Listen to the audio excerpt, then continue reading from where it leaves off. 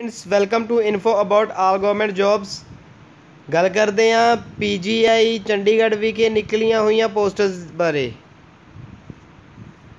ये एडवरटाइजमेंट है जी कंटिन्यूएशन है with the PGI RC 2019-014-5358 डेटड 16/12/2019 7/1/2020 31/1/2020 5/5/2020 issue for various recruitment faculty posts under Department of Post Graduate PGI Chandigarh ना।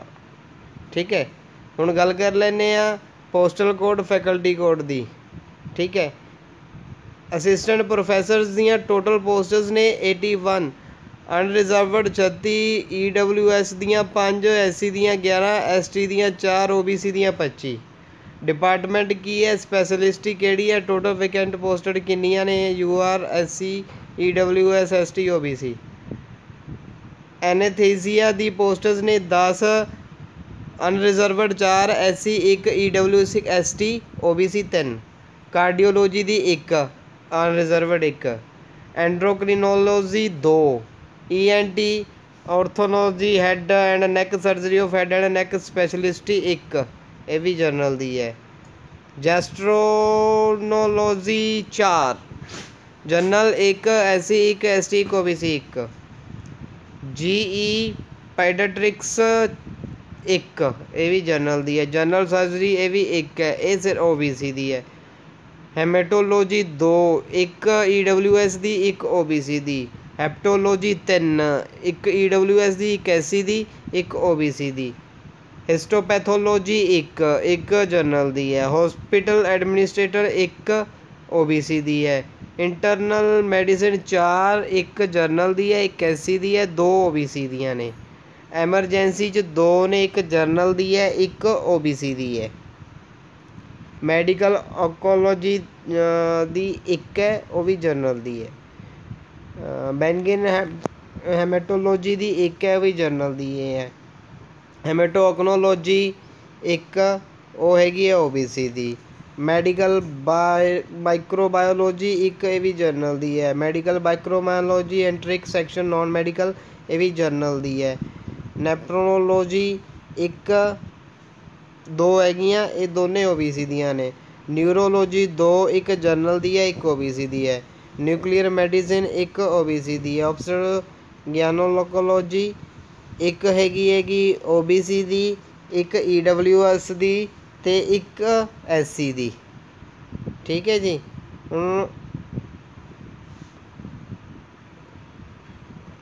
पैथोमोलॉजी दियां 2 general दियां ने, 1 OBC दी है, 1 हैगी है ST दी, शेड्यूल ट्राइब दी। शेड्यूल ट्राइब तो देख लो तुसी पंजाब च तो आउंदी नहीं अपने, बाकी हिमाचल एरिया जिहड़ा उधर ही पैंदा शेड्यूल ट्राइब तो। ठीक है, OHSC दियां 2 है जनरल दियां। OHSC दी 1 है जनरल दी। पैडाट्रिक्स मेडिसन दी 1 है। Paediatrics biochemistry metabolic disorders 1 general दी। Paediatrics clinical immunology and rheumatology 1 भी जनरल दी है। Paediatrics clinic immunology and non medical for molecular immunology, ये भी 1 जनरल दी है। Paediatrics haematology and oncology 1। Paediatrics emergency and ICU दी 1। साइकोट्रेटरी 1 जनरल दी है, 1 ST शेड्यूल ड्राइव दी है। ठीक है जी।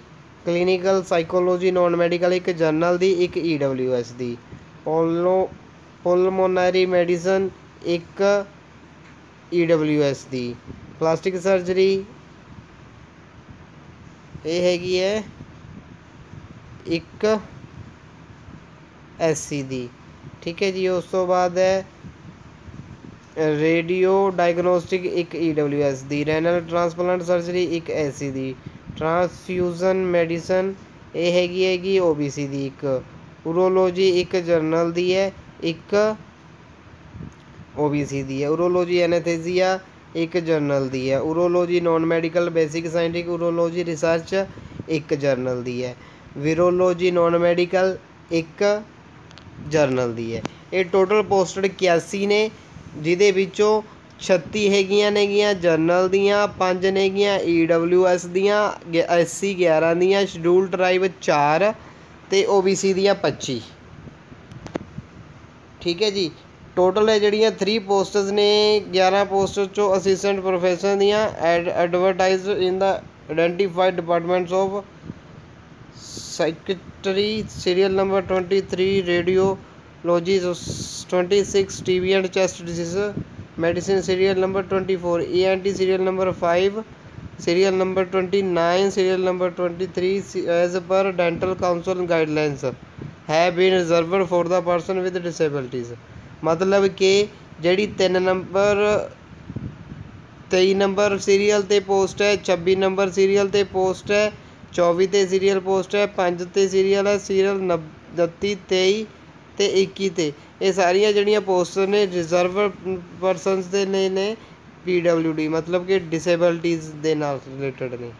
ਹੁਣ ਜਿਹੜੇ ਕੈਂਡੀਡੇਟਸ ਨੇ ਪਹਿਲਾਂ ਅਪਲਾਈ ਕੀਤਾ ਹੈਗਾ ਐਡਵਰਟਾਈਜ਼ਮੈਂਟ ਨੰਬਰ 2019 16/12/2019, 4/1/2020 ਠੀਕ ਹੈ ਅਤੇ 26/2/2020 ਉਹਨਾਂ ਨੂੰ ਦੁਬਾਰਾ ਅਪਲਾਈ ਕਰਨ ਦੀ ਜ਼ਰੂਰਤ ਨਹੀਂ ਹੈ। ਅਤੇ ਜਿਹੜੇ ਕੈਂਡੀਡੇਟਾਂ ਨੇ ਪਹਿਲਾਂ ਅਪਲਾਈ ਕੀਤਾ ਰਿਜੈਕਟ ਹੋ ਗਏ ਨੇ ਠੀਕ ਹੈ ਡਿਊ ਟੂ ਲੇਟ ਰਿਸਿਪਟ ਉਹਨਾਂ ਨੂੰ ਵੀ ਅਪਲਾਈ ਕਰਨ ਦੀ ਜ਼ਰੂਰਤ ਨਹੀਂ।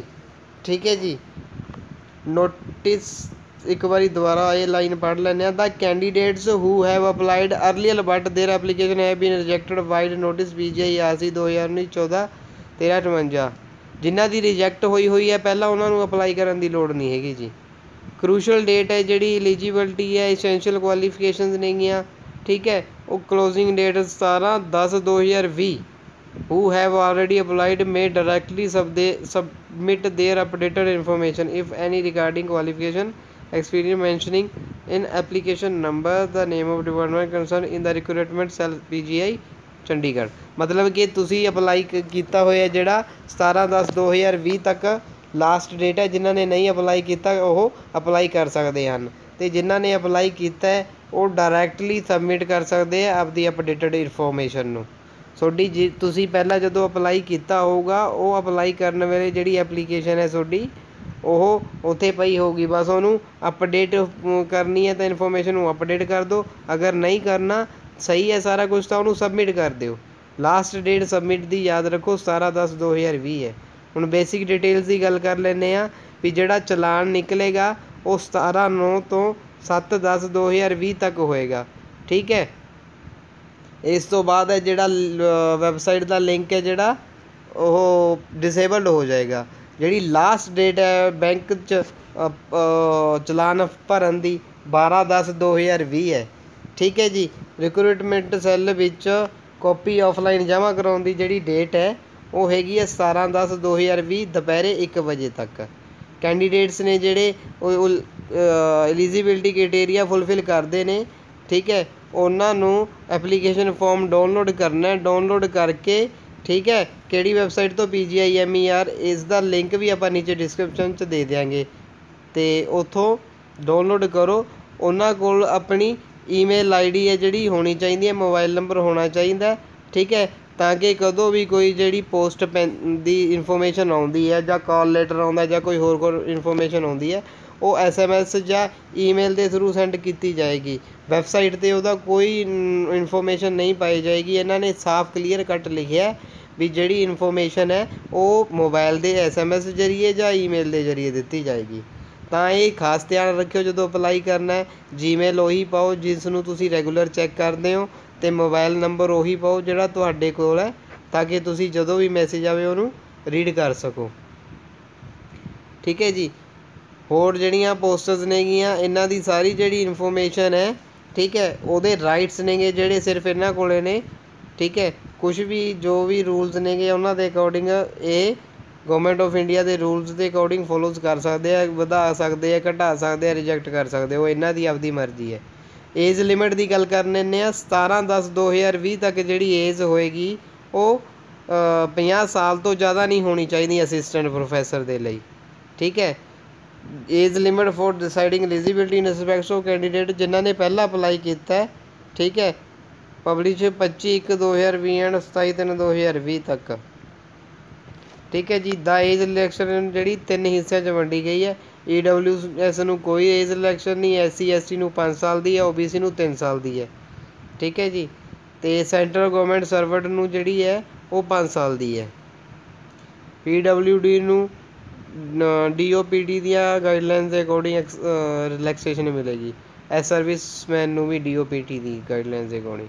हुण इंस्ट्रक्शन ने जिहड़ियां कैंडीडेट्स इकनोमिकली वीकर सैक्शन च, ਜਿਹੜੇ ਇਕਨੋਮਿਕਲੀ ਵੀਕਰ ਸੈਕਸ਼ਨ ਨਾਲ ਕੈਂਡੀਡੇਟ ਨੇ ਉਹਨਾਂ ਨੇ ਕੀ ਕਰਨਾ ਹੈ ਵੀ ਜਿਹੜਾ ਮੈਮੋਰੈਂਡਮ ਮਿਨਿਸਟਰੀ ਆਫ 31 ਜਨਵਰੀ 2019 ਨੂੰ ਹੋਇਆ ਸੀ ਉਸ ਦੇ ਅਕੋਰਡਿੰਗ ਉਹਨਾਂ ਨੇ ਆਪਦਾ ਜਿਹੜਾ ਫਾਈਨੈਂਸ਼ੀਅਲ ਈਅਰ ਹੈ ਉਸ ਦੀ ਰਿਪੋਰਟ ਹੈ ਜਿਹੜੀ ਉਹਨਾਂ ਨੇ ਦੇਣੀ ਹੈ। ਉਹ ਰਿਪੋਰਟ ਦੇ ਵਿੱਚ ਕੀ ਕੁਛ ਹੋਊਗਾ, ਸਰਟੀਫਿਕੇਟ ਹੀ ਹੋਊਗਾ ਇਹ ਵਾਲਾ EWS ਵਾਲਾ ਵੀ 5 ਏਕੜ ਤੋਂ ਤੁਹਾਡੀ ਜ਼ਮੀਨ ਨਹੀਂ ਹੋਣੀ ਚਾਹੀਦੀ, 1000 ਸਕੁਅਰ ਫੁੱਟ ਤੋਂ ਵੱਧ ਤੁਹਾਡਾ ਰਿਹਾਇਸ਼ੀ ਪਲਾਟ ਨਹੀਂ ਹੋਣਾ ਚਾਹੀਦਾ, फ्लैट नहीं होना चाहिए, जोड़ा प्लाट है 100 ਸਕੁਅਰ तो ਵੱਧ नहीं होना चाहिए, रेजिडेंशियल प्लाट है जोड़ा 200 ਸਕੁਅਰ तो ਵੱਧ नहीं होना चाहिए, फैमिली है जी प्लेसिस वुड भी clubbed any land of property holding to determine EWS status.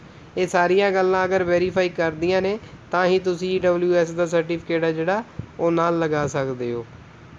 Certificate अगर तुसीं नहीं बनवाया होया तो नेड़े दे सुविधा केंद्र च जाओ, जाके ये वाली चीज़ां ने जिहड़ियां वेरीफाई करवाओ तो अपना सर्टिफिकेट अप्लाई करवा सकते हो। मोस्टली ज़्यादातर ने सर्टिफिकेट EWS वाला बनवा ही रखा होएगा। ठीक है जी। EWS का सर्टिफिकेट बनाने के लिए ग्रुप A गजटेड ऑफिसर्स ने जिहड़े ਉਹੀ वैलिड ने, जिन्हां दे विच की है डिस्ट्रिक्ट मैजिस्ट्रेट आ जाता, तहसीलदार आ जाता, DC साहब आ जाते हैं। ठीक है जी। रेवेन्यू ऑफिसर्स वही आ गया, तहसीलदार आ गया, सब डिविजनल SDM ऑफिसर्स आ गए। इनकम एसेट्स बारे दस्या गया है कि कुछ नहीं होना चाहिए। इंस्ट्रक्शनस ने जिहड़ियां परसन विद डिसेबिलिटी वालियां दियां वो रीड कर लोगे तुसी। ठीक है जी। इस तो बाद SC ST दियां इंस्ट्रक्शन का तुहानूं मेनली ज़्यादातर पता ही होंदा, आपां जिहड़े अपलाई करते हैं। हुण गल करते हैं क्वालिफिकेशनस की। एनेस्थीसिया की जिहड़ी क्वालिफिकेशन हैगी वो की होनी चाहिए है, मैडिकल क्वालिफिकेशन है जिहड़ी MD होना चाहिए, एक्सपीरियंस 3 साल का होना चाहिए। CTC एक्सैक्शुअल दा जिहड़ी MCH सर्जरी का होना चाहिए, 1 साल का एक्सपीरियंस होना चाहिए। ठीक है। DM होना चाहिए, 1 साल का एक्सपीरियंस होना चाहिए। DM होना चाहिए, 1 साल का एक्सपीरियंस होना चाहिए। MCH डिग्री होनी चाहिए। नेक्रोकोनोलॉजी एक्सपीरियंस की जरूरत नहीं। ठीक है जी। सीरियल नंबर 6 ਲਈ DM एक्सपीरियंस 1 साल। सीरियल नंबर 7 ਦੇ ਲਈ MS सर्जरी 3 साल का एक्सपीरियंस। सीरियल नंबर 8 ਲਈ DM पैथोलॉजी एक्सपीरियंस 3 साल का। सीरियल नंबर 9 ਦੇ ਲਈ DM एक्सपीरियंस की कोई ज़रूरत नहीं। 10 MD पैथोलॉजी हिस्टोपैथोलॉजी 3 साल का experience. Hospital administration MD in hospital दे विच 3 साल का एक्सपीरियंस। 12 MD एक्सपीरियंस 3 साल। A 3 साल एक्सपीरियंस MD मेडिसिन च। B मैडिकल कोनोलॉजी एक्सपीरियंस कोई ज़रूरत नहीं है, नो एक्सपीरियंस नैसेसरी है। C DM clinical haematology experience की जरूरत नहीं।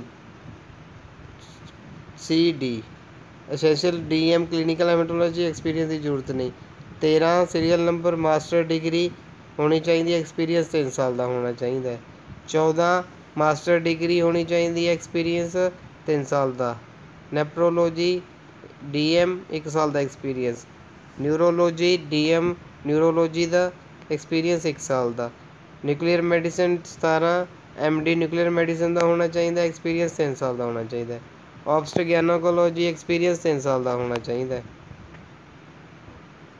19 सीरियल नंबर MS MD होना चाहिए, 3 साल का एक्सपीरियंस। 20 MS ऑर्थोपोडिज्म एक्सपीरियंस 3 साल का। OHSC 21 स्पेशलिस्ट MDS होना चाहिए, 3 साल का एक्सपीरियंस। A कंजर्वेटिव स्पेशलिस्ट होनी चाहिए MDS की कंसर्न डेंटल। 22 MD पैडियाट्रिक्स 3 साल का एक्सपीरियंस। A MD एक्सपीरियंस 3 साल का। B ਲਈ भी MD पैथोलॉजी एक्सपीरियंस 3 साल का। C ਲਈ भी मास्टर डिग्री होनी चाहिए, एक्सपीरियंस 3 साल का। D ਲਈ भी मैडिकल क्वालिफिकेशन MD तो एक्सपीरियंस 3 साल का। डिज़ायरेबल 6 साल का 6 मंथ का एक्सपीरियंस है जोड़ा पैडियाट्रिक हेमेटोलॉजी च होना चाहिए।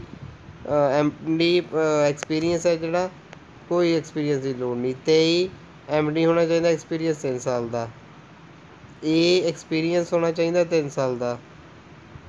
24 DM एक्सपीरियंस की जरूरत नहीं। Plastic surgery MCH plastic surgery का होना चाहिए एक्सपीरियंस 1 साल का। रेडियो डायग्नोसिस 26 MD होना चाहिए। रेडियो डायग्नोसिस का एक्सपीरियंस 3 साल का। ਰੈਨਲ ट्रांसप्लांट सर्जरी के लिए MS एक्सपीरियंस 3 साल का। ट्रांसफ्यूजन मैडिसन ਲਈ MD एक्सपीरियंस 3 साल का। ਊਰੋਲੋਜੀ ਲਈ MChem ਊਰੋਲੋਜੀ एक्सपीरियंस 1 साल का। ਊਰੋਲੋਜੀ एनेस्थीसिया ਲਈ MD एक्सपीरियंस 3 साल का। ਊਰੋਲੋਜੀ मैडिकल एक्सपीरियंस है जोड़ा 3 साल का होना चाहिए। वायरोलॉजी नॉन मैडिकल के लिए मास्टर डिग्री होनी चाहिए। पोस्ट PhD डिग्री होनी चाहिए। एक्सपीरियंस 3 साल का। अप्लाई किवें कर सकते हैं? 17/10 लास्ट डेट है। PGIMER वैबसाइट पर लिंक पर क्लिक करना है, आप उत्थों जाके अप्लाई कर सकते हैं।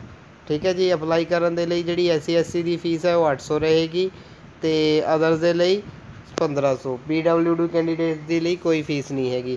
ध्यान रखियो लास्ट डेट है जी अप्लाई करने की है ਉਹ 17/10/2020 है। ठीक है जी। इदों पहला तुसी आपदा चलान जनरेट करना है, चलान जनरेट करके भरना भी है। ठीक है जी।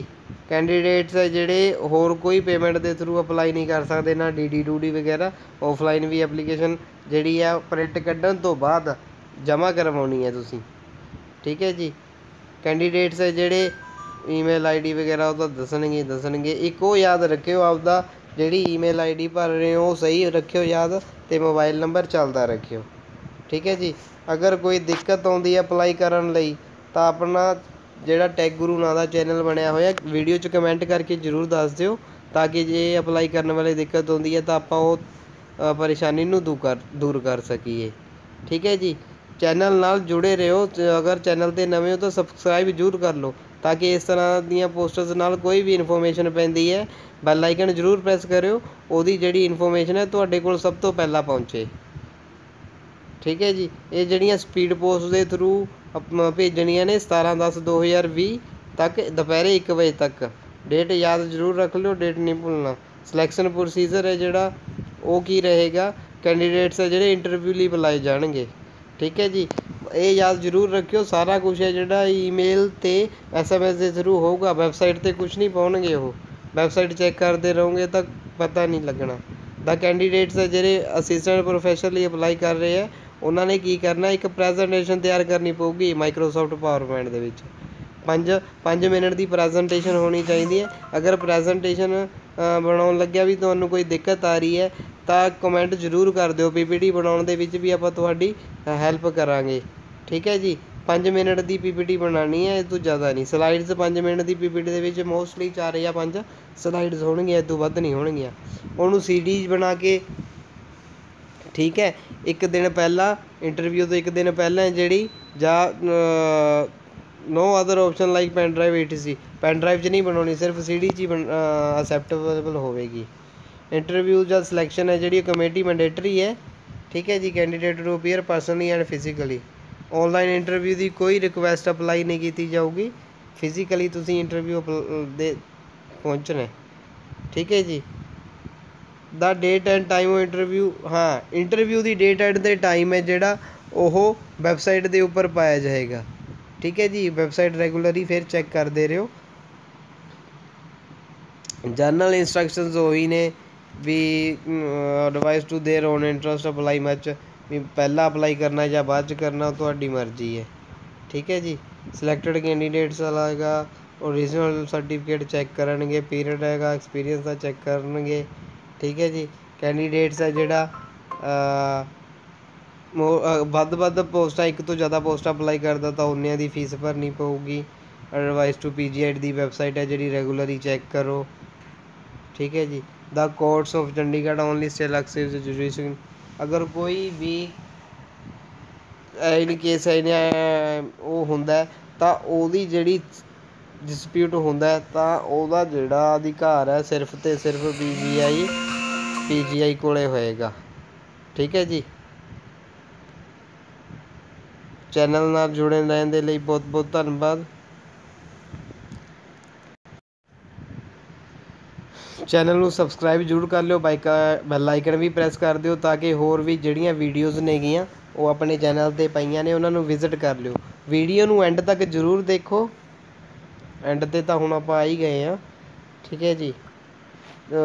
ਡਿਸਕ੍ਰਿਪਸ਼ਨ ਦੇ ਵਿੱਚ ਨੀਚੇ ਲਿੰਕ ਦਿੱਤੇ ਹੋਏ ਆ WhatsApp ਗਰੁੱਪਸ ਦੇ, ਉਹ ਲਿੰਕ ਦੇ ਥਰੂ ਤੁਸੀਂ ਜੁਆਇਨ ਕਰ ਸਕਦੇ ਹੋ। ਟੈਲੀਗ੍ਰਾਮ ਜੁਆਇਨ ਕਰ ਲਓ ਤਾਂ ਕਿ ਜਿਹੜੀਆਂ ਨਵੀਆਂ ਪੋਸਟਰਸ ਦਾ ਮਟੀਰੀਅਲ ਪੈਂਦਾ ਉਹ ਮਟੀਰੀਅਲ ਤੁਹਾਡੇ ਤੱਕ ਪਹੁੰਚ ਸਕੇ, ਠੀਕ ਹੈ ਜੀ। ਹੋਰ ਪੋਸਟਰਸ ਦੇ ਲਈ ਲੈ ਕੇ ਜਲਦੀ ਹਾਜ਼ਰ ਹੋਵਾਂਗੇ, ਤਦ ਤੱਕ ਦੇ ਲਈ ਬੀ ਸੇਫ, ਸਟੇ ਕਨੈਕਟਡ।